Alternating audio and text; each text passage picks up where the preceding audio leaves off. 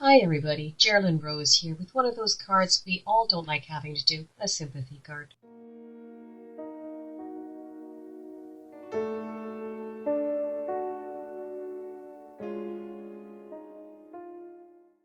Of course, the irony in the current situation is that COVID actually got me the last while, and I think I sound better than when the microphone was starting to go all wonky. Anywho, about this card. Color Throwdown Challenge colors this week were the cheery red, green, and blue, but I needed a sympathy card. Thought, okay, how can you do that in muted tones? That would still tie in with the challenge and yet be respectful. Maybe a couple layers of watercolor washes using my distress crayons and some masking paper.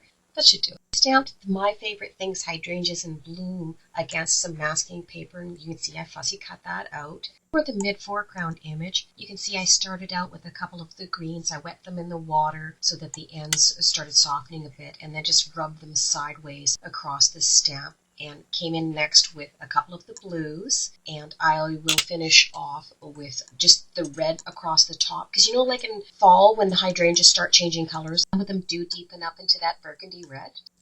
Because this is in the mid-foreground image, I wanted the colors deeper and sharper in focus, so I didn't miss this particular level. Anywho, let those colors dry once they were peeled off the back of the masking paper, and very gently put it into place. Then I grabbed a piece of just clear plastic that I had so that I could position the stamp without smearing what was already in place on the panel. You can see me peeling it up from its old spot back there, and I'm going to place it down a little bit offset, and these ones are going to be the ones that are going to be farther in the background. So I am going to have them so that they're a little bit softer, a little bit more misty, so that they look like they're farther away. To do that, I just misted what was residually left on the stamp from the watercolor crayons. Getting it down, I had to do that a couple of times to get all of the spots. Because the masking image got a little bit too wet from that second generation stamping, I wasn't able to save it. Usually you can just put it in the package. So I moved on to the inside of the card, stamped the third generation down on the inside, really had to squash it, but it got enough of an image that I was happy. Moved on to my Simon Says stamp with Sympathy die cuts and used the metallic gradient papers for that. Then got out the Honeybee Lovely Layers hydrangea die set. Pulled the smaller little hydrangea pieces for it because those are the ones I'm going to put right in the foreground. And I'm going back to my first love, which of course is spraying with all of the sprays. The oxides, the distress shimmer ones, and some of the micas in the blue tones for those, and then touched around the edge with the red mica. Here are the shimmer spritzes. I used the green Twisted Citron down in the one corner, and it was peacock feathers up on the other side to start muting out that background. I'm putting together, of course, the die cuts, two white in the back and the gradient paper in the front.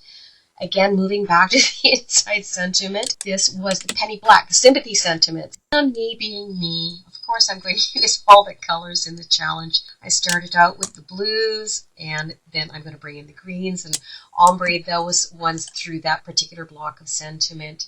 I am going to add the red in at the end with its own little separate sentiment with a So Sorry down at the bottom, and you'll see that coming up here next. Sorry everybody about the voice. I'm noticing I am losing it more as we're going through this voiceover, which is why I'm starting to sound more and more gravelly. Anywho, here's the back of the card using one of my custom sentiments. I used one of the most discreet ones, most somber that I had, considering that this is a sympathy card. It came time to cut down that Canson XL watercolor panel on the front. I used the scalp lace die cuts. That was one of the ones on the last card, actually, that I sent to this person whose family the sympathy card is for. I kind of wanted to make them a little bit the same. And to get some texture in the background, I got out the Altenew, their letterpress one, the rustic burlap. I pressed the whole thing, but I only put the color down on a couple of the corners. And of course, I was using the greens and the blues to carry through those tonal backgrounds to give it some depth between the front and the back. I didn't feel like putting any of the texture paste down on this one. Instead, I got out the picket fence, the distress spray. I splattered it down into the two corners after putting some paper down. So I was experimenting around a little bit, grabbed out a blue and grabbed out a green embossing glaze, and figured that picket fence is still wet. I bet this stuff will stick to it.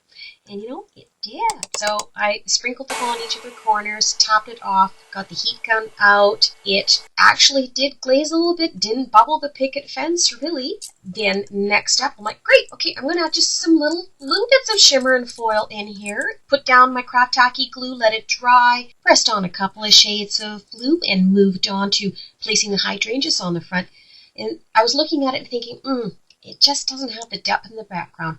Got out one of my water pens and the watercolor pencils again and started moving some of the blue shades and the green shades, and here's the red one that I'm putting in there to create the shadows and add some atmosphere through the back there. The Sympathy sentiment is going to go up in this top corner, and you can see that the top one, the width, has got a little bit of that turquoisey blue, and the green is in on the Sympathy one. Placing the bottom of the front panel on, I've got like a linen type of light blue, and putting that scallop lace cut panel over top of that as well too, so that it shows through. I originally had thought to put another scallop frame all the way around the front of that, and maybe like a medium blue, but opted instead for putting little pieces of paper across the front of this, because the person that used to do her cards, she used to have like several different layers of paper that she would put through them. Sorry about the end of my ponytail there. I still wasn't feeling it in the front. I wanted something that would draw your eye a little bit more. So I got out a couple of the hydrangeas that I had die cut